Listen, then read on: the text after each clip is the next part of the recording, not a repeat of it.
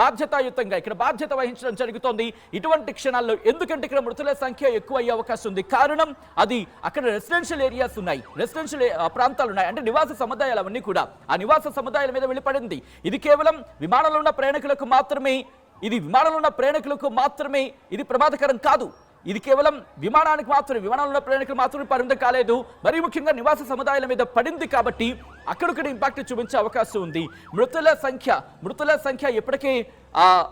సంఖ్య ఇప్పటికే ఎక్కువగా ఉండే అవకాశం ఉందని చర్చ జరుగుతుంది. బట్ ఎంత ఏంటి అనేది, ఎంతమంది మరణించారు లేకపోతే ఎంతమంది మరణాలు నమోదయ్యాయి, దీంతో పాటు ఆ తీవ్రత ఏంటి, ఇవన్నీ కూడా బాధ్యతాయుత ఛానల్గా మీ ముందుంచే ప్రయత్నం చేయబోతోంది. వన్స్ అఫీషియల్ కన్ఫర్మేషన్ వచ్చిన తర్వాత ఆర్టీవీ మనోజ్.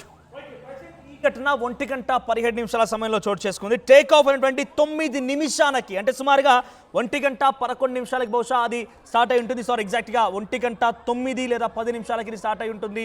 సో ఆ సమయంలో స్టార్ట్ అయ్యి కేవలం 9 నిమిషాల వ్యవధిలోనే ఈ ప్రమాదం జరిగింది. సుమారుగా 825 అడుగుల ఎత్తులో నుంచి ఒక్కసారిగా కుప్పకూలిపోయి ఈ ప్రమాదం జరిగింది.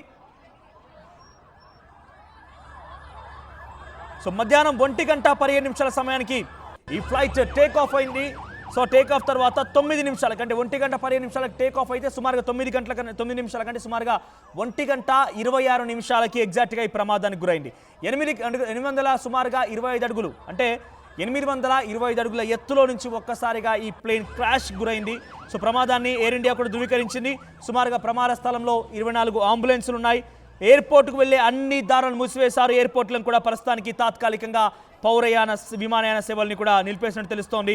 సో సాయంత్రం 6:20 లండన్ గ్వాటిక్ ఎయిర్పోర్ట్లో ఈ విమానం ల్యాండ్ కావాల్సి ఉండగా ఈ ప్రమాదం చోటు చేసుకుంది. పాపం ఎంతమంది విద్యార్థులు తమ ఉజ్వల భవిష్యత్తు కోసం, తమ ఉన్నతమైనటువంటి ఒక భవిష్యత్తు కోసం, ఉద్యోగాల కోసం, చదువుల కోసం వెళ్ళడానికి పాపం ఆ ఫ్లైట్లో ఉన్నారు. ఎంతమంది విద్యార్థులు అందులో ప్రయాణిస్తూ ఉన్నారో, ఎంతమంది ఈ ప్రమాదంలో ఇబ్బందులు పడి ఉంటారో, ఎంతమంది ఈ ప్రమాద దాటికి ఇప్పుడు చాలా విగత జీవులుగా మారి ఉంటారు. సో చూడండి, లండన్కి వెళ్ళాల్సినటువంటి ఈ ఫ్లైట్ సుమారుగా 1:26 సమయానికి ఒక భారీ ప్రమాదానికి గురైంది. సో ఫ్లైట్లో సుమారుగా 282 మంది ప్రయాణికులు ప్రయాణిస్తున్నారు. 10 మంది టీమ్ మెంబర్స్, 2 పైలట్స్, మరొక సుమారుగా 200 మంది సామాన్యమైన వ్యక్తులు ఉన్నారు. సో ప్రజెంట్ ఎక్కడ చూసినా ఈ ఘటన గురించి చర్చ జరుగుతోంది. ప్రపంచవ్యాప్తంగానే అతిపెద్ద రెండో విమాన ప్రమాదంగా రికార్డులోకి ఎక్కే అవకాశం ఉంది, నమోదయ్యే అవకాశం ఉంది. 282 మంది ప్రయాణికులు ప్రయాణిస్తున్నారు. దానికి సంబంధించి డెబ్రీస్ మొత్తం కూడా కాలి బూడిదైపోయింది. విమానం మొత్తం కూడా తునకలైపోయింది, పూర్తిగా నుజ్జు అయిపోయింది. విడిభాగాలు చాలా, ఇక్కడ చూడండి, అది స్క్రాప్ అన్నట్టుగా ఉంది కదా. సో ఇదంతా కూడా విమానానికి సంబంధించినటువంటి ఆ విడిభాగాలు తునకలైపోయిన దృశ్యాలే. సో మరి ఈ ఘటనలో మాజీ ముఖ్యమంత్రి విజయ్ రూపాని కూడా ఆయన ప్రయాణిస్తున్నారట. ఆయన లండన్కి వెళ్తున్నారట, ఆయన కూడా ఇందులో ప్రయాణిస్తున్నారు. సో ప్రమాదం పైన ప్రకటన విడుదల చేసింది గ్వాటిక్ ఎయిర్పోర్ట్. సో ప్రమాదం పైన దిగ్భ్రాంతి వ్యక్తం చేస్తుంది టాటా గ్రూప్. ఇక మృతుల సంఖ్య సుమారుగా ఇటు కింద మీద, అంటే అందులో ఉన్న ప్రయాణిస్తున్న వారి సంఖ్య, ఆ తర్వాత కింద ఆ నివాసాల మధ్యలో ఈ ఘటన కారణంగా ఇబ్బంది పడిన వారి సంఖ్య అంతా కలుపుకొని 300 వరకు వెళ్ళినా కూడా ఆశ్చర్యపోవాల్సిన అవసరం లేదు. ప్రస్తుతానికి లండన్ గ్వాటిక్ ఎయిర్పోర్ట్ కూడా ఈ ప్రమాదాన్ని ధృవీకరించింది. సో విమానంలో మాజీ ముఖ్యమంత్రి విజయ్ రూపాని కూడా ఉన్నట్టుగా తెలుస్తోంది. సో మరిన్ని అడ్రస్తో సచిన్ సిద్ధంగా ఉన్న. సచిన్, ఈ ప్రమాదానికి గల కారణం అంటే ఏమై ఉంటుంది? దీని ప్రమాదానికి గల కారణం ఏమై ఉంటుందని అటు సివిల్ ఏవియేషన్ అధికారులు అంచనా వేస్తున్నారు. ప్రస్తుతానికి ఎటువంటి స్పెక్యులేషన్స్ కి దారి లేకుండా మాత్రం ఇక్కడ మాట్లాడుకున్న సందర్భం ఉందని చెప్పుకోవాలి. ఎందుకంటే కారణం ఏమై ఉంటుంది, ఆ ఘటనకు సంబంధించి కారణం ఏముంటుంది, ఇప్పటికే సివిల్ ఏవియేషన్ పక్క దర్యాప్తును ప్రారంభించే అవకాశం ఉంది. బట్ అన్నిటికన్నా ప్రప్రథమంగా ముందుగా అక్కడ ఉన్న వారిని కాపాడాలి. ప్రయాణికుల వివరాల కోసం హెల్ప్ డెస్క్ కూడా ఏర్పాటు చేస్తుంది. దాంతోపాటు ఎవరెవరు ఉన్నారు, దాంట్లో ఎవరెవరు ప్రయాణం చేస్తున్నారు, ప్రస్తుతం వాళ్ళ పరిస్థితి ఎలా ఉంది, ఇవన్నీ కూడా ఎప్పటికప్పుడు వాళ్ళకి అందించేందుకు ఏర్పాట్లు కూడా చేస్తుంది. విమాన ప్రమాదంలో ఎంతమంది మరణించి ఉంటారనేది, మరణాలకు సంబంధించి ఇంకా అఫీషియల్ గా కన్ఫర్మేషన్ ఇంకా రాలేదు. బట్ ఎందుకంటే ఇప్పుడు ఫుల్ కాన్సన్ట్రేషన్ మీరు చూడొచ్చు విజువల్స్ లో, అక్కడ రెస్క్యూ ఆపరేషన్ కి సంబంధించి మరి ముఖ్యంగా అగ్నిమాపక శాఖ అక్కడికి చేరుకుంది. దాంతోపాటు వైద్య బృందాలు అక్కడికి చేరుకున్నాయి, డిజాస్టర్ రెస్పాన్స్ ఫోర్స్ అక్కడికి చేరుకున్నాయి, ఆపరేషన్స్ ని ప్రారంభించాయి. అక్కడ వాళ్ళని కాపాడమే వాళ్ళ ముందున్న తక్షణ కర్తవ్యం. ఈ నేపథ్యంలోనే ముందుగా శిథిలాలను తొలగించే ప్రయత్నం చేస్తున్నారు. శిథిలాలను తొలగించి ఆ శిథిలాల కింద ఎవరైనా ఉన్నారా, వాళ్ళు ఎవరైనా బ్రతుకుండే అవకాశం ఉందా, బ్రతుకుంటే కనుక వెంటనే అంబులెన్స్ ద్వారా వాళ్ళని పంపించే ప్రయత్నం చేస్తున్నారు. బట్ ఆ ప్రమాద ఘటన ప్రస్తుతం ఆ రెస్క్యూ ఆపరేషన్స్ కి కూడా ఆటంకం కలిగిస్తోంది. అక్కడికి చేరుకున్న తర్వాత నల్లటి పొగ కావచ్చు, లేకపోతే ఇంకా మంటలు కంటిన్యూ అవుతున్న క్రమం కావచ్చు. ఇక్కడ వాళ్ళ లక్ష్యం ఏంటంటే ఒకవేళ మంటల్లో కూడా మంటల కింద అంటే సాధారణంగా చూస్తూ ఉంటాం మంటల పైకి వ్యాపిస్తూ ఉంటాయి, కిందన ఎవరైనా ఒకవేళ అదృష్టవశాత్తు బతికి ఉంటుంటే కనుక వాళ్ళని కూడా కాపాడాలి. సో ఈ క్రమంలోనే రెస్క్యూ ఆపరేషన్స్ కొనసాగుతున్న విజువల్స్ మనం చూడడం జరుగుతుంది. ఆర్టీవీ స్క్రీన్ మీద నల్లటి పొగ పూర్తిగా ఆవరించేసింది. అక్కడ అగ్నిమాపక శాఖ ఫైర్ ఇంజిన్స్ చేరుకొని మంటలని అదుపులోకి తీసుకొచ్చే ప్రయత్నం చేస్తున్నాయి. ముందుగా మంటలు అదుపులోకి వచ్చిన తర్వాత శిథిలాలను పూర్తిగా తొలగిస్తున్న పరిస్థితి అయితే ఉంది. శిథిలాలను తొలగిస్తున్న క్రమంలోని అక్కడ ఆపరేషన్స్ ని కూడా ఎక్కడ అంటే ఎవరైనా బ్రతుకుండే అవకాశం ఉందా, ఎవరైనా బ్రతుకుంటే కనుక వాళ్ళని వెంటనే అక్కడి నుంచి తరలించేందుకు అంబులెన్స్లను సిద్ధం చేశారు. అంబులెన్స్లో హాస్పిటల్కి చేరుకోవాలంటే ఈ నేపథ్యంలోని గ్రీన్ ఛాంబర్ని కూడా గ్రీన్ కారిడార్ను కూడా సిద్ధం చేశారు. ఇలా ఒకదాని తర్వాత ఒకటి ఆ కోఆర్డినేషన్ జరుగుతోంది. ఇక్కడ 200 మందికి పైగా, ఇది కేవలం ప్లేన్ కి సంబంధించి మాట్లాడుకున్న సందర్భంలోనే. దాంతోపాటు అక్కడ నివాస సముదాయం, మరీ ముఖ్యంగా వందలాది మంది అక్కడ ఉండే అవకాశం ఉంది. వందలాది మంది అక్కడికి ఉన్న క్రమంలోని ఆ నివాస సముదాయం కాబట్టి అది కూడా బిల్డింగ్ కి సంబంధించి ఇవన్నీ కూడా ప్రమాద తీవ్రతను మరింత పెంచే అవకాశం ఉంది. ఇక్కడ కూడా ఈ నేపథ్యంలోని ఈ ప్రమాద తీవ్రత, ఎందుకంటే సాధారణంగా చూస్తూ ఉన్నాం ఇప్పుడు ఆ మంటలు వ్యాపించిన పరిస్థితుల్లో నివాస సముదాయం కాబట్టి ఇప్పుడు వాళ్ళని అంటే ఆ మంటలు మరిన్ని పరిసర ప్రాంతాలకు వ్యాపించకుండా జాగ్రత్తలు తీసుకుంటున్నారు. విచారణ జరుపుతోంది DGCA. ATC air traffic control ఎందుకు రెస్పాండ్ కాలేదు? ప్రమాదానికి సంబంధించి అనదర్ బిగ్ బ్రేకింగ్ న్యూస్ చూస్తున్నారు. ప్రమాదానికి ముందు ఏటీసీకి కాల్ వచ్చింది, కానీ ఆ కాల్ కి ఏటీసీ రియాక్ట్ కాలేదు. కాల్ కి సంబంధించి ఎక్కడా రియాక్ట్ కాలేదు. ATC air traffic control react కాకపోవడమే ఇంతటి ప్రమాదానికి దారితీస్తుందా? ఎందుకంటే సాధారణంగా మనం చూస్తూ ఉంటాం పైలట్లు సహాయం కోరుతూ ఉంటారు, ఎయిర్ ట్రాఫిక్ కంట్రోల్ కి కాల్ చేసి సహాయం కోరుతూ ఉంటారు. ఇప్పుడు బ్లాక్ బాక్స్ కీలకంగా మారబోతోంది. బ్లాక్ బాక్స్ లోనే కాన్వర్సేషన్ రికార్డ్ అవుతుంది. బ్లాక్ బాక్స్ అనేది ఇప్పుడు కీలకంగా మారే అవకాశం ఉంది. దాన్ని అదిగో మీరు చూస్తున్నారు లైవ్ విజువల్స్, అహ్మదాబాద్ కి సంబంధించి లైవ్ విజువల్స్ మీరు చూస్తున్నారు. రెస్క్యూ ఆపరేషన్స్ కొనసాగుతున్నాయి. ఒక్కొక్కరిని కూడా అక్కడి నుంచి సహాయక చర్యని వేగవంతం చేస్తున్నారు. అక్కడ దొరికి వాళ్ళని అంటే ఎవరైతే క్షతగాత్రులు ఉన్నారో, లేకపోతే ఎవరైతే మరణించిన వాళ్ళు ఉన్నారో, ముందుగా క్షతగాత్రుల్ని అక్కడి నుంచి తరలించే ప్రయత్నం చేస్తున్నారు. వాళ్ళకి లైవ్ విజువల్స్ మీరు చూస్తున్నారు. క్షతగాత్రులు అక్కడి నుంచి తరలించే ప్రయత్నాలు, at the same time rescue operations. ఈ లైవ్ విజువల్స్ మీరు చూడొచ్చు. అక్కడ సహాయక చర్యలు కొనసాగుతున్నాయి. మీరు గమనిస్తే కనుక వాళ్ళు అక్కడ నీటిని సంధిస్తున్నారు.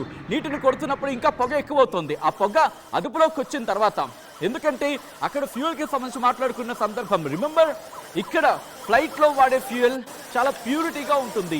అంత క్లియర్ గా ఉన్న సందర్భంలో వాటిని ఉపయోగిస్తారు. దాంతోపాటు మీరు చూడొచ్చు ఒక్కొక్క అడుగు ఆ రెస్క్యూ ఆపరేషన్స్ ని క్షతగాత్రులకు సంబంధించి కాపాడే ప్రయత్నంలో భాగంగా ఒక్కొక్క అడుగు ముందుకు వేసుకుంటూ వెళ్తున్నారు. మీరు చూడొచ్చు ఆ రెసిడెన్షియల్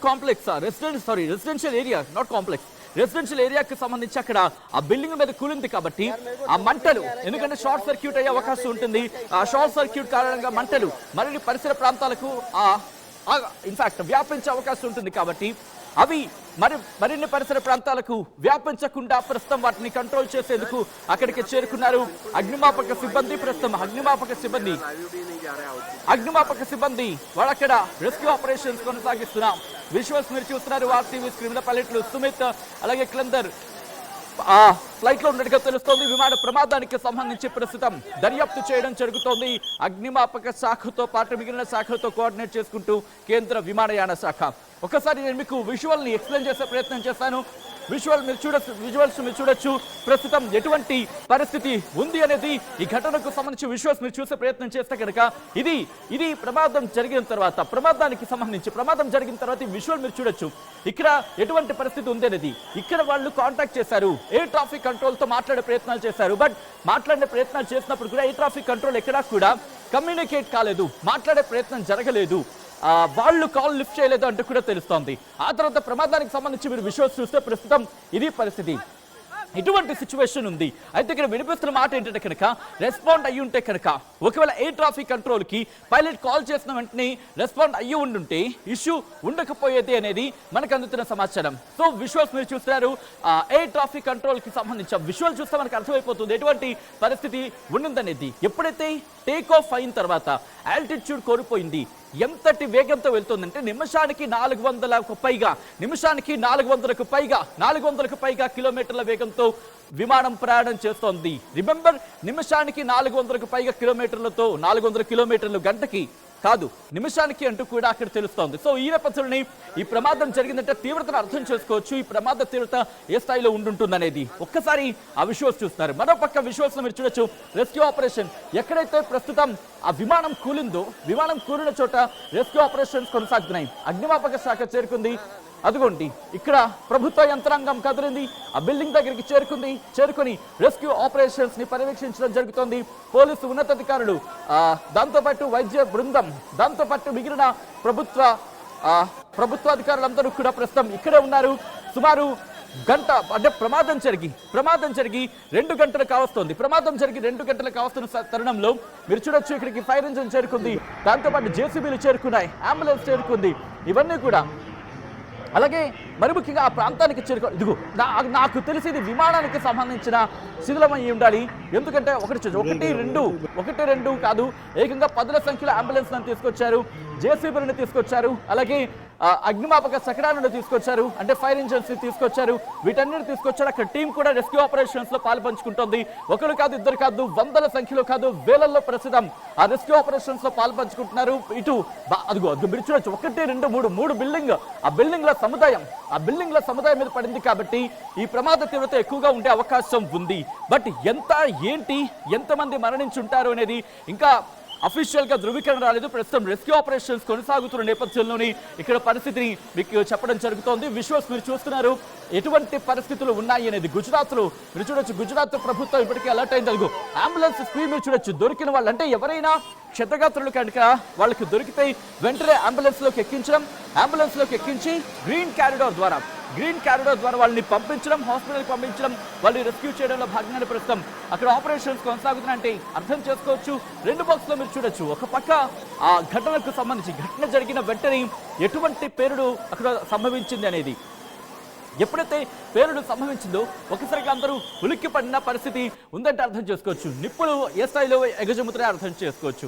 సో ఇటువంటి పరిస్థితుల్లోని ఎయిర్ ఇండియా విమానం కుప్పకూలిన ప్రమాదానికి సంబంధించి కేంద్ర ప్రభుత్వం కూడా రియాక్ట్ అయింది. కేంద్ర ప్రభుత్వం ఒకటే చెప్పడం జరుగుతోంది, ఎంతైనా పర్వాలేదు, ఎంత ఖర్చు అయినా పర్వాలేదు, ఏమైనా పర్వాలేదు, కానీ బట్ 2 పైలట్లు 10 మంది క్యాబిన్ క్రూతో కలిపి మొత్తం 240 మంది ప్రయాణిస్తున్న ఈ విమానం కుప్పకూలిన ఘటనకు సంబంధించి రెస్క్యూ ఆపరేషన్స్ ఆలస్యం కావడానికి వీల్లేదు.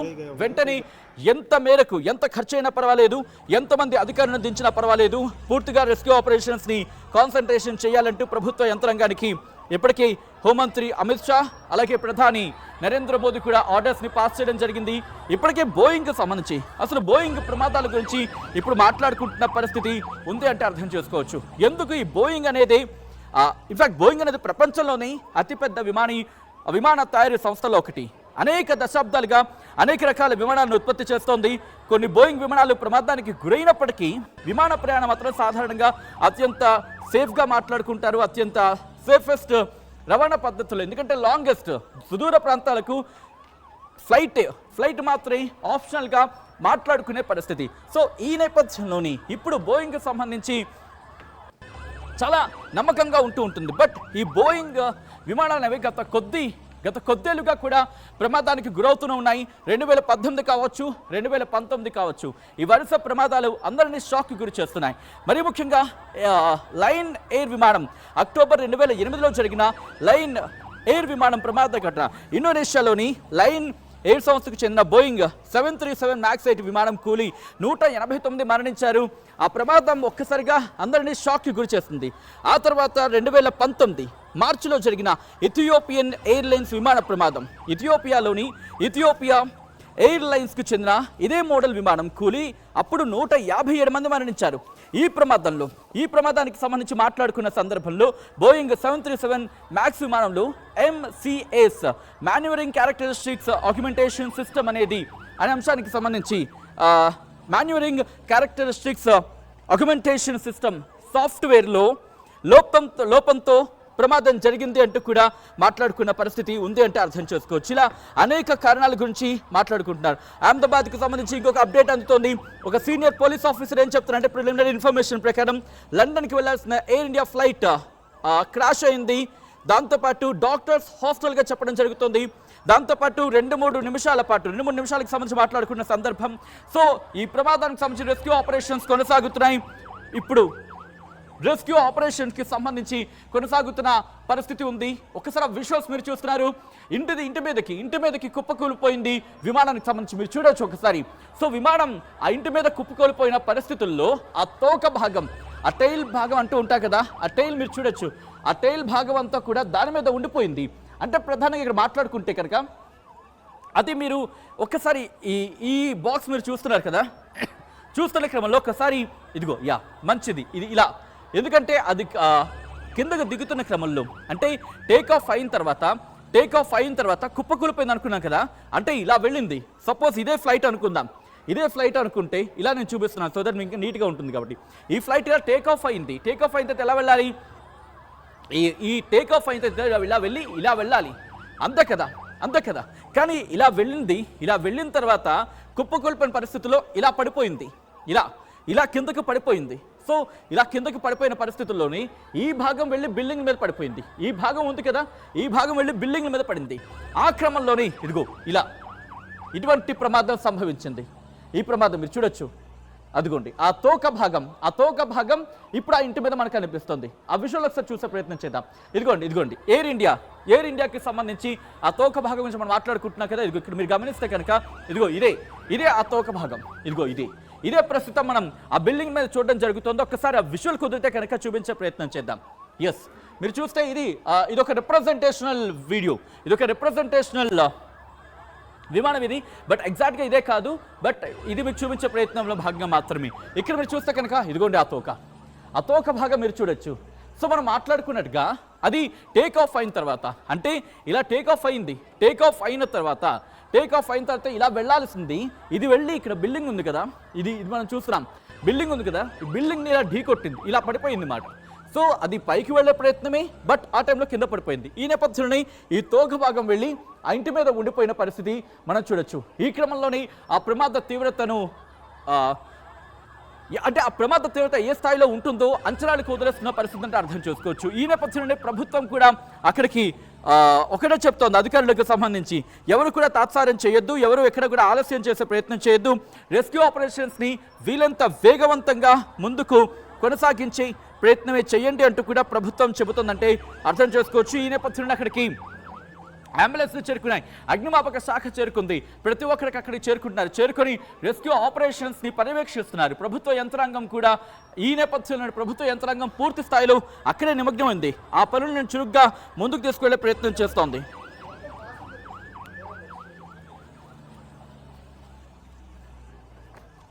మనతో పాటు మాజీ వింగ్ కమాండర్ శ్యామ్ ప్రసాద్ కూడా ఫోన్ లైన్లో జాయిన్ అవుతున్నారు. ఒకసారి శ్యామ్ ప్రసాద్ గారి దగ్గరికి వెళ్ళే ప్రయత్నం చేస్తున్నాను.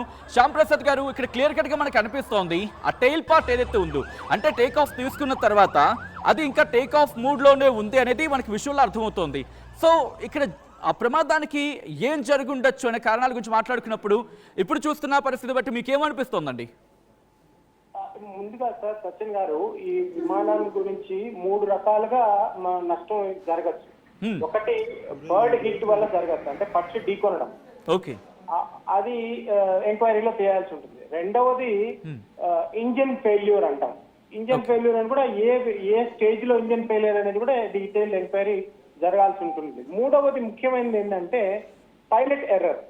ఈ 3 కూడా మనం బ్లాక్ బాక్స్ అంటాం కదా, కాక్పిట్ వాయిస్ డేటా రికార్డర్ వచ్చిన తర్వాత దాన్ని క్షుణ్ణంగా పరిశీలించి చేసుకోవాల్సిన నిర్ణయాలు అన్నమాట. ఇప్పుడు మీరు తీసుకున్న విజువల్స్ ని బట్టి చూస్తే ఈ 3 కూడా సాధ్యం అవ్వచ్చు.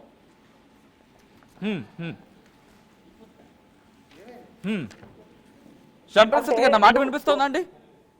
వినిపిస్తుంది. అంటే ఇప్పుడు ఈ 3 ఇప్పుడు బర్డ్ హిట్ వల్ల కానీ, ఇంజన్ ఫెయిల్యూర్ అవ్వడం వల్ల కానీ, లేకపోతే పైలట్ ఎర్రర్ వల్ల కానీ, ఈ 3 కూడా ఎలా జరుగుంటాయంటే ప్రతి విమానానికి మనం అందరం విమానాల్లో ప్రయాణిస్తున్నాం, మనకు ఐడియా ఉంటుంది. ప్రతి ల్యాండింగ్ కానీ ప్రతి టేక్ ఆఫ్ కానీ ఒక పునర్జన్మలాగా ఉంటుంది పైలట్ కంటే. చాలా శ్రద్ధగా వాళ్ళ కంట్రోల్లో లేని విషయాలు చాలా ఉంటాయి. ఎందుకంటే వెదర్ ఉంటుంది, ఉన్నట్టుండి విండ్స్ ఆపోజిట్ డైరెక్షన్ లో వచ్చేస్తాయి. ఒక్కొక్కసారి మనకి రియర్ దీని వీల్స్ అంటాం కదా, అవి ఓపెన్ అవ్వాలి, ఓపెన్ కాకపోవచ్చు, వాటికి తగినంత ప్రెషర్ పడకూడదు. ఇవన్నీ కూడా జాగ్రత్తగా పరిశీలించిన విషయాలు. ఇప్పుడు ఇమీడియట్ గా వాళ్ళు ఏం చేస్తారు అంటే ఈ ఇన్వెస్టిగేషన్ టీమ్ ఒకటి వచ్చేస్తుంది. ఎయిర్క్రాఫ్ట్ ఇన్వెస్టిగేషన్ టీమ్ అని ఒక పెద్ద ఏజెన్సీ ఉంటుంది, DGCA వెనక, director general of civil aviation వెనక. వీళ్ళందరూ వెంటనే అక్కడికి చేరి ఒక ఇన్వెస్టిగేషన్ విభాగం ఒక సైడ్ తన పని చేసుకుంటూనే మరోవైపు ప్రాణ నష్టాన్ని, ఆస్తి నష్టాన్ని వీలైనంత తగ్గించడానిక వీళ్ళు ప్రయత్నిస్తూ ఉంటారు. రైట్, శ్యామ్ ప్రసాద్ గారు, సో ఇప్పుడు ఈ ఘటనకు సంబంధించి మనం చూడడం జరుగుతోంది. అయితే ఇక్కడ ఇంకొక మాట కూడా వినిపిస్తుంది, ఇంకా అఫీషియల్ కన్ఫర్మేషన్ అయితే రావాలి. ఏటీసీకి కాల్ చేసినప్పుడు పైలట్ ఏటీసీకి కాల్ చేసినప్పుడు ఏటీసీ నుంచి కమ్యూనికేషన్ వెళ్ళలేదు, ఏటీసీ నుంచి రెస్పాన్స్ రాలేదు అంటూ కూడా. సో అటువంటి తరుణంలోనే ఇటువంటి ప్రమాదాలు జరిగే అవకాశం ఉంటుంది, లేకపోతే ఏటీసీ చేతుల్లో ఏమైనా ఉంటుందా అండి ఇటువంటి ఘటనలు జరిగే క్రమంలో?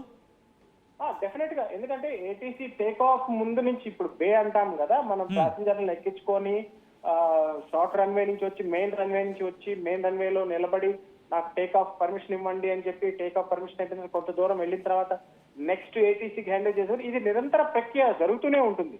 దీనిలో విమానం ఏ భాగంలో ఏ అంశంలో తప్పు జరిగింది, ఎలా జరిగింది, ఎవరి వల్ల జరిగింది అనేది నిరంతర విచారణ జరుగుతూనే ఉంటుంది. ఈ క్షణంలో మనం చెప్పడం చాలా కష్టం. విజువల్స్ చూసి మనం ఒక అవగాహన తెచ్చుకోవచ్చు, కానీ అది బ్లేమ్ గేమ్ కానీ లేకపోతే గెస్సింగ్ గేమ్ అవుతుందే తప్పితే ఇన్వెస్టిగేషన్ కి పెద్దగా ఉపయోగపడదని నా అభిప్రాయం. రైట్, రిక్వెస్ట్ ఒక్కసారి సార్ మీరు లైన్లో ఉండే ప్రయత్నం చేయండి. ఆ లిస్ట్ మన దగ్గరకు వచ్చింది, ఒకసారి ఆ list first on exclusive RTV screen మీద తెలుగు మీడియాలో మేము ముందుంచే ప్రయత్నం చేయబోతోంది. ఆ లిస్ట్కి సంబంధించి ఎవరెవరు ప్రయాణం చేస్తున్నారు, ఎవరెవరు ప్రయాణికులు ఉన్నారు అనే అంశానికి సంబంధించి ప్రస్తుతం చర్చ జరుగుతుందంటే అర్థం చేసుకోవచ్చు. ఆ లిస్ట్ని ఒకసారి నేను మీకు చెప్పే ప్రయత్నం చేస్తాను, ఎందుకంటే ఆ లిస్టులో దాదాపుగా ఎంతమంది ఉన్నారు అనే అంశానికి మాట్లాడుకునే ప్రయత్నం చేద్దాం. దీంట్లో ఆ లిస్ట్ని ఒకసారి నేను మీకు చూపించే ప్రయత్నం చేస్తాను. ఇదిగో ఇదే ఆ లిస్ట్, ఆ ప్రయాణికుల లిస్ట్. ఈ ప్రయాణికుల లిస్ట్ మరి కాసేపట్లో నేను మీ ముందు నుంచే ప్రయత్నం చేయబోతున్నాను. ఆ లిస్టులో ఇక్కడ 12వ పేరుగా ఉంది విజయ్ రూపాని. కొద్దిసేపటి క్రితం మనం చూపించాం RTV స్క్రీన్ మీద, ఇదిగోండి. ఎస్, విజయ్ రూపానికి సంబంధించి బోర్డింగ్ పాస్, బిజినెస్ క్లాస్కి సంబంధించి మాట్లాడుకోవచ్చు. ఇట్స్ నాట్ బోర్డింగ్ పాస్ అంటున్నారు, బట్ దానికి సంబంధించి దాని ఏమంటారు ఆ ప్రొసీజర్కి సంబంధించి మనం చూడొచ్చు. Flight A0171 Vijay Rupani departure 110కి సంబంధించి 110కి departure. At the same time అక్కడ మీరు చూడొచ్చు Ahmedabad to London gate boarding 1210కి సంబంధించి, అలాగే సీటింగ్ అరేంజ్మెంట్స్ ఇవన్నీ కూడా. సో ఈ నేపథ్యంలో ఆ లిస్ట్ ఇదిగో, ఇది ఆ లిస్ట్. దాదాపుగా దీంట్లో ఫస్ట్ వాళ్ళు ఇచ్చినప్పుడు 15, ఆ తర్వాత చూసుకుంటే ఇంకొక 42 మంది, మొత్తంగా అయితే మాత్రం 240 మంది, ఇటు క్రూతో కలిపి 240 మంది ఉన్నారంటే అర్థం చేసుకోవచ్చు. దీంట్లో అహ్మదాబాద్ టు లండన్ వెళ్ళే వాళ్ళే ఎక్కువగా మనకి కనిపిస్తున్న పరిస్థితి ఉంది.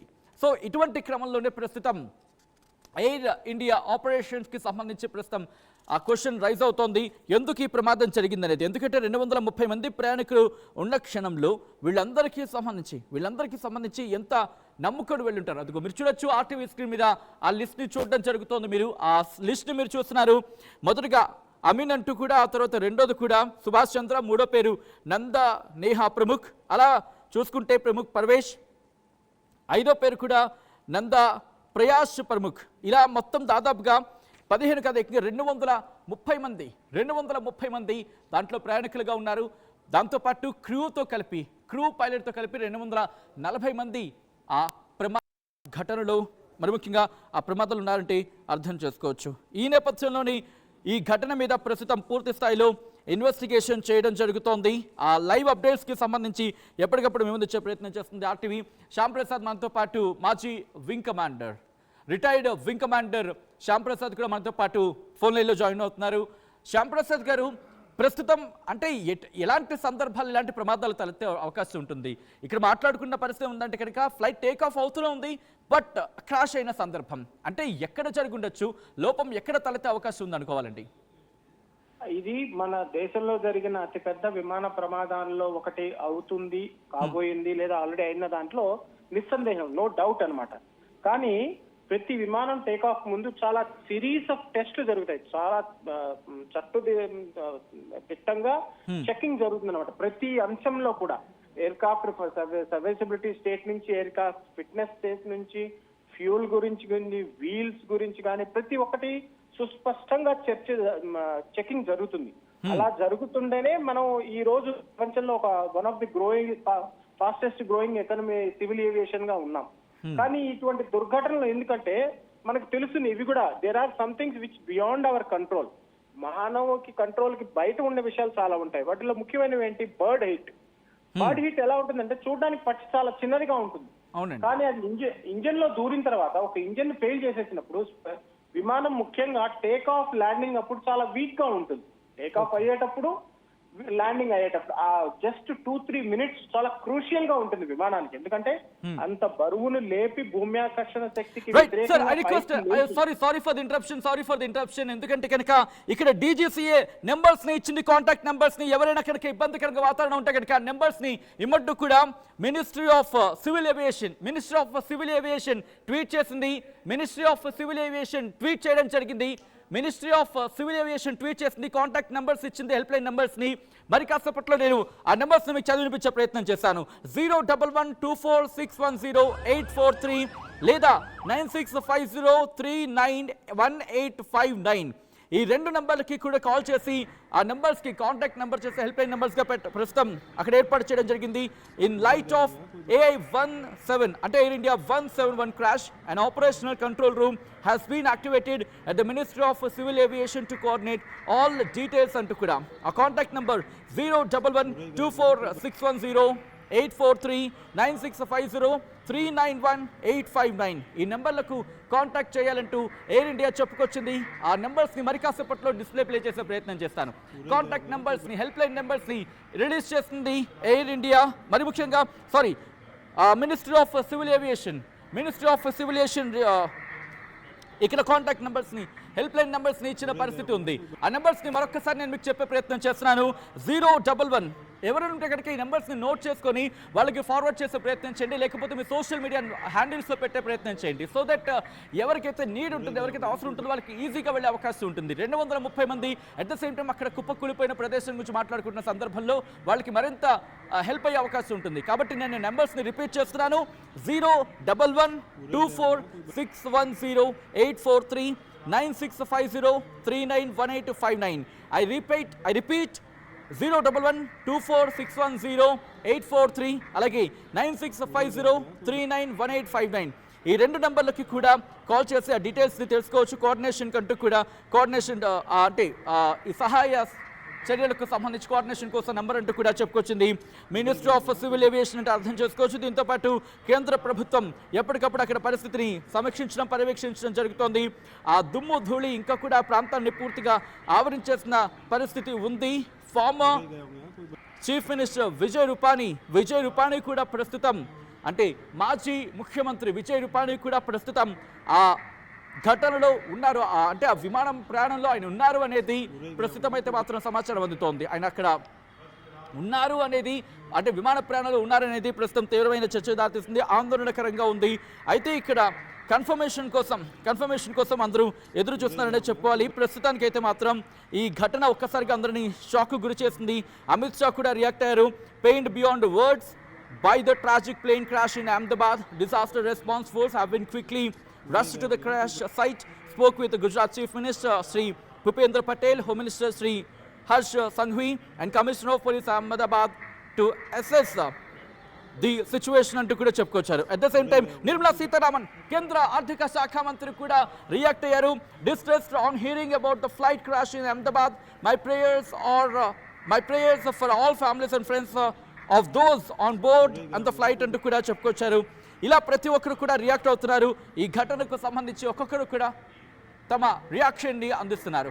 Another breaking news is on the screens of RTV. ఈ ఘటనకు సంబంధించి బీజే మెడికల్ కాలేజ్ హాస్టల్ పై ఈ విమానం కుప్పకూలిపోయింది. ప్రమాదంలో 20 మంది డాక్టర్లు మృతి చెందినట్టుగా తెలుస్తోంది. మృతులంతా జూనియర్ డాక్టర్లే కావడం ఆందోళనకరంగా ఉందనే చెప్పుకోవాలి. ఎందుకంటే విమానం కూలిన వెంటనే 2 భవనాల్లో కూడా మంటలు చెలరేగాయి. హెల్ప్ లైన్ నంబర్స్ ని కూడా ప్రస్తుతం 1800569144 బీజే మెడికల్ కాలేజ్ హాస్టల్ పై కూడా అంటే బీజే మెడికల్ కాలేజ్ హాస్టల్ మీద కుప్పకూలిపోయింది విమానం. దాంతోపాటు మిగిలిన భవన సముదాయాలు కూడా అక్కడే ఉన్నాయి, నివాస సముదాయాలు కూడా అక్కడే ఉన్నాయి. దాంతోపాటు రిమెంబర్ ఇక్కడ మరొకసారి నేను చెప్పడం జరుగుతోంది, నిమిషానికి 400కు పైగా 400 కిలోమీటర్లు నిమిషానికి 400 కిలోమీటర్స్ పర్ మినిట్ అంటే అర్థం చేసుకోవచ్చు. ఒక్కసారి ఒకవేళ ఆ తీవ్రతతో వెళితే కనుక ఎందుకు ఇలా జరిగే అవకాశం ఉంటుంది, అంత వేగంతో వెళ్ళడానికి కారణం ఏంటి, ఇవి కూడా తెలుసుకునే ప్రయత్నం చేద్దాం. మనతో పాటు retired wing commander Shyam Prasad కూడా ఫోన్ లైన్ లో కంటిన్యూ అవుతున్నారు. శ్యామ్ ప్రసాద్ గారు, సారీ ఫర్ ది ఇంటరప్షన్ ఇందండి ఇందాకలా. Sir please continue sir. మీరు చెప్పినట్టుగా ఇంత స్పీడ్ గా వెళ్ళాలి, దాదాపు 30-35 వేల కేజీల బరువును ఎత్తాలి అంటే with opposite to gravity, anti గ్రావిటీలో ఎంత సెన్సార్స్ పనిచేయాలి, ఎంత కంప్యూటర్స్, ఎందుకంటే ఎవ్రీథింగ్ వెరీ టెక్నాలజికల్ అన్నమాట. సో దీంట్లో ఈ టైంలో పిన్ పాయింట్ చేయాలి అంటే ప్లస్ నెంబర్ 1 ఈ పైలట్స్ కూడా చాలా బ్రహ్మాండమైన శిక్షణ ఇస్తారు, చాలా స్ట్రిక్ట్ శిక్షణ ఇస్తారు, చాలా కష్టపడతారు. ప్లస్ వాళ్ళ హెల్త్ కూడా, వాళ్ళ రెస్ట్ అండ్ రికూపరేషన్ ఇవన్నీ పకడ్బందీగా జరుగుతాయి. ఇటువంటి దుర్ఘటన జరగడం అనేది మోస్ట్ అన్ఫార్చునేట్, దురదృష్టకరం.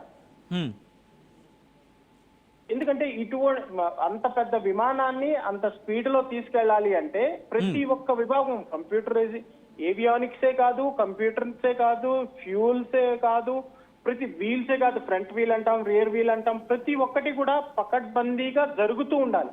ఇవన్నీ జరుగుతున్నప్పుడు ప్లస్ బర్డ్ హిట్ ఉండకూడదు, ఫ్యూల్ లీకేజ్ ఉండకూడదు, పైలట్ ఎర్రర్ ఉండకూడదు, ఇంజిన్ ఫెయిల్యూర్ ఉండకూడదు.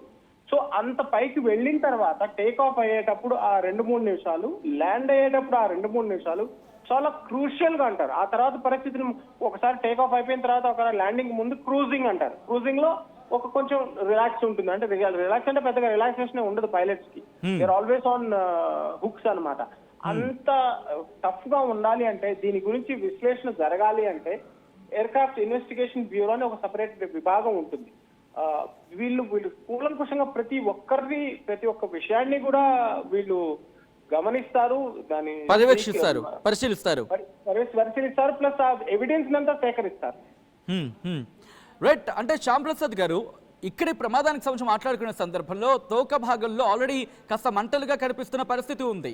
సో ఈ నేపథ్యంలో క్రాష్ అయిన వెంటనే అంతలా పేలిపోవడానికి ప్రధాన కారణాలు ఏముంటాయి అనుకోవాలి? ఎందుకంటే మంటలు చెలరేగిన తర్వాత అది మంటలుగా కాదు, ఏదో ఒక బాంబ్ బ్లాస్ట్ అయినట్టుగా, అక్కడ ఏదో ఒక మిజైల్ స్ట్రైక్ అయినట్టుగానే కనిపిస్తోంది. అంటే ఆ లెవెల్లో అనిపించింది. అంటే ఏమవుతుందండి ఇంత ప్రమాదం ఈ స్థాయిలో ఉండడానికి కారణం అంటే ఇప్పుడు దగ్గర 800 అడుగులు 1000 అడుగులు ఉంది కదా, అడుగులు అయ్యేటప్పుడు వెనక భాగంలో ఇప్పుడు జస్ట్ టేక్ ఆఫ్ అవుతుంది, చాలా దూరం ప్రయాణం చేయాలి కాబట్టి విమానం ఫుల్ ఫ్యూల్ నిండుగా ఉన్నదన్నమాట. ఆ ఫ్యూల్ మొత్తం రెక్కల దగ్గర అంతా ఫ్యూల్ ఉంది. దానికి ఏమాత్రం చిన్న రాయి అయినా చాలు. నేను అన్నాను కదా బర్డ్ అన్నాను కానీ, బర్డ్ కన్నా చిన్నది రాయి ఎంత తగిలినా కానీ పేలిపోయేది ఏంది ఫ్యూల్, అంటే కంబస్టిబుల్ ఫ్యూల్స్ అన్నమాట అవన్నీ. ఒక్క చిన్న రాచుకున్నా గానీ మొత్తం బ్లాస్ట్ అయిపోతుంది. ఒకసారి బ్లాస్ట్ అయిపోయిన తర్వాత ఒకసారి పైలట్ కనుక ఇంజిన్ ఫెయిల్యూర్ అయింది లేదా ఫ్యూజులేజ్ లో ఏదైనా దూరింది అన్నప్పుడు పైలట్ ఏం చేస్తాడంటే వెంటనే ల్యాండ్ అవడానికి ట్రై చేస్తాడు. సో టేక్ ఆఫ్ అయిన వెంటనే ల్యాండ్ అప్ చేయాలంటే 2 సంక్లిష్టం, విమానం తట్టుకోగలగాలి. సో ఆ మంటలు ఎక్కడి నుంచి వచ్చాయి? ఫ్యూల్ కాలిపోవడం వల్ల మంటలు వచ్చాయా? ఫ్యూల్ ఎందుకు కాలింది? ఫ్యూల్ లో ఏమన్నా ఇరుక్కుందా? ఏదన్నా హిట్ అయిందా? లేదు విమానం కింద భాగం పూర్తిగా లేవలేకపోవడం వల్ల దేనికన్నా గోడకో చెట్టుకో కొట్టుకొని అప్పుడు బ్లాస్ట్ వచ్చేదా? ఇవన్నీ ఇన్వెస్టిగేషన్ లో తేలుతాయి. Right. I request Shyam Prasad గారు ఒకసారి మీరు లైన్లో ప్రయత్నించండి. విజువల్స్ మీరు చూస్తున్నారు. ఈరోజు జరిగిన ఎయిర్ ఇండియా 171 ప్రమాదానికి సంబంధించి ప్రస్తుతం రెస్క్యూ ఆపరేషన్స్ కొనసాగుతున్నాయి. లైవ్ అప్డేట్స్ కంటిన్యూ అవుతున్నాయి. ఒకసారి ఆర్టీవీ స్క్రీన్ మీద మీరు విజువల్స్ మీరు చూస్తున్నారు. ప్రస్తుతం లైవ్ విజువల్స్ మీరు చూడడం జరుగుతుంది. అంబులెన్సెస్ అక్కడికి చేరుకున్నాయి, హాస్పిటల్కు అంబులెన్స్లు చేరుకున్నాయి. అక్కడ ఎవరైనా కనుక, ఎందుకంటే రిమెంబర్ ఇక్కడ 20 మంది డాక్టర్లు మృతి చెందినట్టుగా తెలుస్తున్న నేపథ్యంలో ప్రస్తుతం అక్కడ పరిస్థితిని మీరు చూడొచ్చు. గ్రీన్ కారిడార్ని ఏర్పాటు చేశారు. అటువైపుగా ఎవరిని వెళ్ళనివ్వటం లేదు. పూర్తిగా ట్రాఫిక్ని నిలిపివేశారు. ట్రాఫిక్ని ఎక్కడా కూడా నిలిపివేస్తున్న సందర్భం లేదు. సో ట్రాఫిక్ కి సంబంధించి పూర్తిగా గ్రీన్ క్యారిడార్ ఏర్పాటు చేశారు. ఎవరికైనా ఇబ్బందికర వాతావరణం తలెత్తితే కనుక, ఎవరికైనా ఇబ్బంది వాతావరణం కనుక ఉండుంటే, అంటే ఆ ప్రమాదంలో, విమాన ప్రమాదంలో మృతులకు సంబంధించి ఉన్న వారిని వెంటనే అక్కడ పోస్ట్మార్టం నిమిత్తం స్థానిక హాస్పిటల్కి పంపిస్తున్నట్టుగా తెలుస్తోంది. దాంతోపాటు ఇక్కడ తీవ్ర గాయాలైన వారిని క్షతగాత్రులని సమీప హాస్పిటల్కి తరలించేందుకు ఎక్కడ కూడా ఆలస్యం జరగకుండా వెంటనే వాళ్ళని ఎక్కడ కూడా తీవ్రమైన జాప్యం జరగకుండా గ్రీన్ క్యారిడార్ ద్వారా సమీప హాస్పిటల్కి తరలించి వాళ్ళకి చికిత్స అందించేందుకు ఏర్పాట్లు చేయడం జరుగుతోంది. విమాన ప్రమాదం ప్రస్తుతం దేశవ్యాప్తంగా తీవ్ర చర్చనీయాంశంగా అయింది. భారతదేశంలో ఇంతవరకు జరిగిన విమాన ప్రమాదాలు ఒకెత్తు అయితే కనుక ఇది ఒకెత్తు. బహుశా ఈ మాట అనడానికి కాస్త నేను కూడా ఆలోచించి అన్నానంటే అర్థం చేసుకోవచ్చు. ఎందుకంటే భారతదేశంలో ఇంతవరకు జరిగిన విమాన ప్రమాదాలు వాటి గురించి కూడా నేను మీకు ముందుంచే ప్రయత్నం చేస్తాను. విమాన ప్రమాదాలు భారతదేశాన్ని ఇంతవరకు మనకు అంతవరకు ఎక్కడా కనిపించలేదు. ఈ స్థాయిలో ప్రమాదాలు మనం చిన్నగా చూసాం. కాస్త లాస్ట్ ఇయర్ అనుకుంటాను మనం తమిళనాడు గురించి మాట్లాడుకున్నాం. సో ఇప్పుడు ఈ క్రమంలో మళ్ళీ ఇంత త్వరగా మళ్ళీ భారతదేశంలో విమాన ప్రమాదాల గురించి మాట్లాడుకుంటామైతే మాత్రం ఎవరు ఊహించనిది ఈరోజు విమాన ప్రమాదం. ఈ నేపథ్యంలోని ప్రభుత్వాలు కూడా తీవ్ర దిగ్భ్రాంతిని వ్యక్తం చేయడం జరుగుతున్నాయి. ఆయా రాష్ట్రాల ప్రభుత్వాలు కూడా ఇప్పటికీ దిగ్భ్రాంతిని వ్యక్తం చేయడం జరుగుతోంది. 1962లో నాకు తెలిసి సబ్జెక్ట్ టు ద కరెక్షన్ ఇప్పుడు చెప్పేవి 1942 ముంబై ఘటన, అప్పుడు 94 మంది మరణించారు. ఆ తర్వాత 1976 ఇదే ఇండియన్ ఎయిర్లైన్స్కి సంబంధించి మాట్లాడుకునే సందర్భంలో అప్పుడు 171 ఇంజిన్ ఫెయిల్ కావడంతో అప్పుడు 97 మంది మరణించారు. ఆ తర్వాత 1978 జనవరి 1న ఎయిర్ ఇండియా ఫ్లైట్ 855 ముంబైలో బాంద్రా సముద్ర తీరంలో కుప్పకూలిపోయింది. ఆ ప్రమాదంలో 213 మంది ప్రాణాలు కోల్పోయారు. ఆ తర్వాత 1980కి సంబంధించి మాట్లాడుకున్న సందర్భంలో కాంగ్రెస్ పార్టీ సీనియర్ నేత సంజయ్ గాంధీ నడుపుతున్న విమానం ఢిల్లీలో కూలిపోయిందంటూ కూడా అప్పుడు గుర్తుంటుంది. ఈ ఘటనకు సంబంధించి ఆ ప్రమాదంలో ఆయన మరణించారు. అది ఆ సందర్భం గురించి మాట్లాడుకునే సందర్భం 85లో జూన్ 23న ఎయిర్ ఇండియాకు చెందిన బోయింగ్ 747 విమానం కనిష్క అట్లాంటిక్ మహాసముద్రంలో ప్రయాణిస్తున్న సందర్భంలో బాంబు పేలుడు కారణంగా కుప్పకూలిపోయింది. ఆ దుర్ఘటనలో 82 మంది పిల్లలతో సహా మొత్తం 329 మంది మరణించారు. 1988 అక్టోబర్ 19న ఇండియన్ ఎయిర్లైన్స్కి సంబంధించిన విమానం అహ్మదాబాద్లో ఇబ్బందికర వాతావరణం గురైంది. పైలట్ తప్పిదం వల్ల కుప్పకూలిపోయింది అంటూ కూడా మాట్లాడుకున్నాం. అప్పుడు ఆ ప్రమాదంలో 130 మంది మరణించారు. ఇప్పుడు ఈ ప్రమాదానికి సంబంధించి అఫీషియల్ కన్ఫర్మేషన్ తెలియదు, కానీ కనీసంలో కనీసం 100 మరణాలు నమోదై ఉండొచ్చు అనేది జరుగుతున్న చర్చ. బట్ ఎక్కడా మేము ధృవీకరించడం లేదు, చర్చకు సంబంధించి మాత్రమే ముందుంచే ప్రయత్నం చేస్తున్నాం. అయితే ఇక్కడ 1990 గురించి మాట్లాడుకున్నాం. 92లో జపాన్ ఎయిర్లైన్స్ ఫ్లైట్ 472 పాలెం దగ్గర ఎయిర్పోర్ట్ దగ్గర కుప్పకూలిపోయింది. ఆ ప్రమాదంలో 82 మంది మరణించారు. ఇలా అనేక ప్రమాదాలు ఉన్నాయి. ఇంకా నేను తర్వాత కూడా ఆ లిస్ట్ని నేను మీ ముందు ఉంచే ప్రయత్నం చేస్తాను. ప్రస్తుతం విమాన ప్రమాదం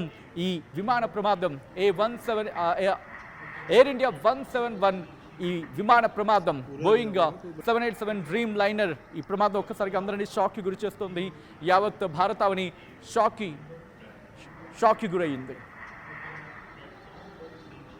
రైట్, విజువల్స్ మీరు చూడడం జరుగుతోంది. విమాన ప్రమాదానికి సంబంధించి ఏ స్థాయిలో జరిగి ఉంటుంది అనేది ఒకసారి నేను మీకు ఎక్స్ప్లెయిన్ చేసే ప్రయత్నం, అంటే ఎంతవరకు ఏం జరిగిందని ఒకసారి చెప్పే ప్రయత్నం చేశాను. ఉదయం సాధారణంగానే అందరూ కూడా ఎయిర్పోర్ట్కి చేరుకున్నారు, అహ్మదాబాద్ ఎయిర్పోర్ట్కి చేరుకున్న తర్వాత అక్కడ ఏం జరిగింది? 1 గంట 10 నిమిషాల ప్రాంతంలో టేక్ ఆఫ్ అవ్వాల్సింది. టేక్ ఆఫ్ అవుతున్న క్రమంలోనే ప్రమాదం జరిగింది. ప్రమాదం జరిగిన వెంటనే అక్కడ ప్రమాదం జరిగిన వెంటనే అంటే 1 గంట 10 నిమిషాల ప్రాంతంలో టేక్ ఆఫ్ అయింది. ఆ తర్వాత 1 గంట 15 నిమిషాల ప్రాంతంలో ప్రమాదానికి గురైన వెంటనే అక్కడ రెస్క్యూ ఆపరేషన్కి సంబంధించి వెంటనే రంగంలోకి దిగింది సహాయక బృందాలు. ఆ తర్వాత ఇటు కేంద్ర విమానయాన శాఖ మంత్రి, అదిగోండి ఆ ప్రమాదానికి సంబంధించి విజువల్స్ మీరు చూస్తున్నారు ఆర్టీవీ స్క్రీన్ మీద. ఇదిగో ఈ ఆ విజువల్స్ ఒక్కసారి అందరినీ షాక్కి గురి చేశాయి. అక్కడ ఎప్పుడైతే ప్రమాదం జరిగిందో అందరూ షాక్కి గురయ్యారు. ఎందుకంటే ఎవరూ చూడనిది ఆ స్థాయిలో ప్రమాదం. ఇంతవరకు దేశ చరిత్రలో ఎన్నడూ లేనంత ప్రమాదం, దేశ చరిత్రలోని లేనంత ప్రమాదంగా మాట్లాడుకుంటున్నాం అర్థం చేసుకోవచ్చు. మరీ ముఖ్యంగా మీరు నేను ఇటువంటి ప్రమాదాన్ని ఎప్పుడు చూస్తుంటాం. ఇక్కడ మాట్లాడుకున్న సందర్భం మీరు అందరికి గుర్తుంటే గత ఏడాది మనం తమిళనాడుకి సంబంధించి మాట్లాడుకున్నాం. తమిళనాడులో గాల్లోని ఇబ్బంది గురైంది, గాల్లోనే చక్కర్లు కొట్టింది, దాదాపుగా 9 నుంచి 10 రౌండ్లు గాల్లోనే చక్కర్లు కొట్టిందంటే మనం మాట్లాడుకున్న సందర్భం. ఆ తర్వాత మనం చూస్తుంటే పరిస్థితి నార్మల్గానే అయ్యింది, వాళ్ళు కిందకి చేరుకున్నారు, వాళ్ళు సేఫ్గా ఉన్నారు. కానీ ప్రస్తుతం ఈ ప్రమాదం గురించి మాట్లాడుకున్న సందర్భంలో పరిస్థితి అలా లేదు, కాస్త ఇబ్బందికరంగానే ఉంది అనేది మనకు అందుతున్న సమాచారం. విశ్వాస్ మీరు చూస్తున్నారు ఆ ఘటనకు సంబంధించి.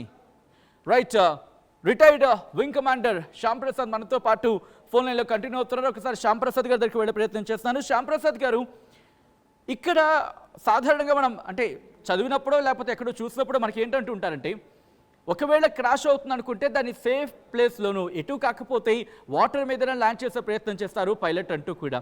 బట్ ఇప్పుడు ఓకే, అంతకన్నా ముందు నేను మీ దగ్గరికి వచ్చే ప్రయత్నం చేస్తాను. అంతకన్నా ముందు విశ్వాస్ మీరు చూస్తున్నారు ఆ బిల్డింగ్ జూనియర్ డాక్టర్ల హాస్టల్కి సంబంధించి విషయాలు మీరు చూస్తున్నారు. ఆ హాస్టల్ మీద కుప్పకూలిపోయింది విమానం. మీరు చూడొచ్చు ఇంజన్ భాగం కావచ్చు, లేకపోతే వాళ్ళు భోజనం చేస్తున్నారు. ఓ మై గాడ్, హృదయ విదారక దృశ్యాలు ఇవి, హృదయ విదారక దృశ్యాలు నిజంగా. ఆ వాళ్ళు భోజనం చేస్తున్న సందర్భంలో వెళ్ళి కుప్పకూలిపోయింది. మధ్యాహ్నం కరెక్ట్గా 1 గంట ప్రాంతంలో ఈ ప్రమాదం చోటు చేసుకోవడం.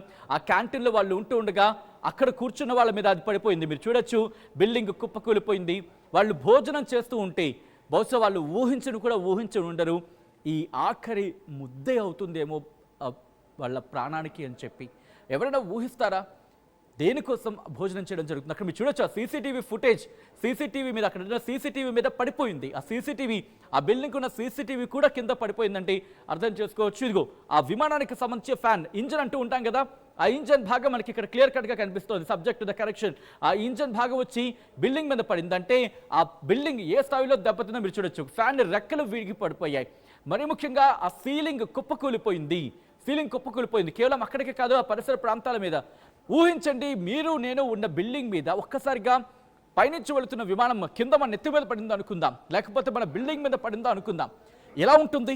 ఎంత భయానకరంగా ఉంటుంది, ఎంత బీభత్సంగా ఉంటుంది. ప్రస్తుతం ఇదే పరిస్థితి అక్కడ ఉంది. ఇది ఈ ఘటనకు కారణం ఎవరు? దీని వెనకాల ఏమైనా ఉగ్ర కుట్ర ఉందా?